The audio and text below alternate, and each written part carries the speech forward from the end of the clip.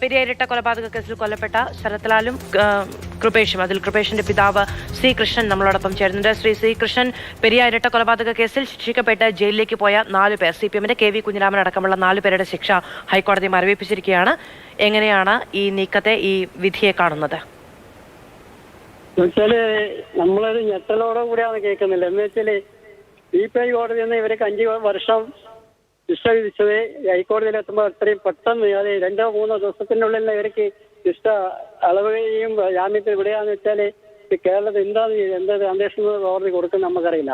ഞങ്ങൾ ഇത് ഭയങ്കര ദുഃഖത്തിലാണ്. എന്താ വെച്ചാൽ ഇവര് 5 വർഷവും കിടക്കേണ്ടവരല്ലേ, ഇവർക്ക് എങ്ങനെയാണ് വിധി ജാമ്യം കൊടുത്തത് നമുക്കറിയില്ല. അതുകൊണ്ട് ഇവരൊക്കെ ഇതിൽ പങ്കാളികളാണ്. ഈ കുറ്റം കണ്ടെത്തിയവരല്ലേ, ഇവര് കുറ്റം ചെയ്തതെന്ന് കോടതി കണ്ടെത്തിയിട്ടാണ് ഇവർക്ക് ശിക്ഷ വിധിച്ചത്.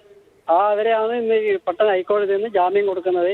ഏത് രീതിയിലെന്നാണ് നമുക്ക് അറിയില്ല. അതുകൊണ്ട് നമ്മളിത് പാർട്ടി നേതാക്കന്മാരായി ആലോചിച്ച് ഇതിനെതിരായിട്ട് 4 CPM നേതാക്കളാണ്, മുൻ MLA അടക്കം 4 CPM നേതാക്കളുടെ ശിക്ഷയാണ് ഇപ്പോൾ ഹൈക്കോടതി മരവിപ്പിച്ചിരിക്കുന്നത്. ഇവർ അല്പസമയത്തിനുള്ളിൽ, ഏതാണ്ട് ഉച്ച കഴിയുന്നതോടുകൂടി ഇവർ ജയിൽ മോചിതരാകും.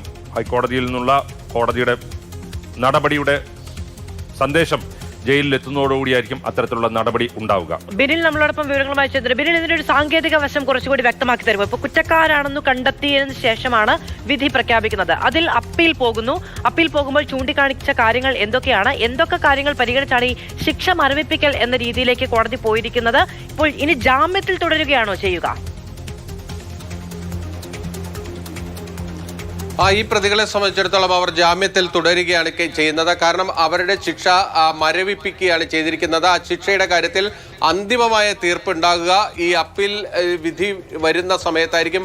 സ്വാഭാവികമായും ഒരു കൊലപാതക കേസിലെ അപ്പീൽ ഹൈക്കോടതി തീർപ്പാക്കാൻ വർഷങ്ങൾ വേണ്ടിവരും.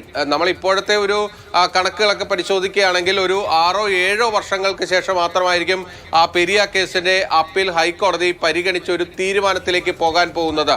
അതുവരെ ഈ പ്രതികൾക്ക് ജാമ്യത്തിൽ തുടരാൻ കഴിയും. ഹൈക്കോടതി അപ്പീലിൽ ഇവർ കുറ്റക്കാരാണെന്ന് കണ്ടെത്തിയാൽ ഇവർക്ക് സ്വാഭാവികമായും ഇവർ തിരിച്ച് ജയിലിലേക്ക് പോകേണ്ടി വരും. അല്ലാത്ത പക്ഷം അവർക്ക് പുറത്തിറങ്ങാനും കഴിയും. എന്തായാലും ഇത് നൽകിയത്. പെരിയ ഇരട്ട കൊലപാതക കേസിൽ CPMന്റെ 4 നേതാക്കൾ പുറത്തേക്ക് വരികയാണ്. അവരുടെ അപ്പീൽ പരിഗണിച്ചുകൊണ്ടാണ് ഇപ്പോൾ കോടതി തീരുമാനമെടുത്തിരിക്കുന്നത്.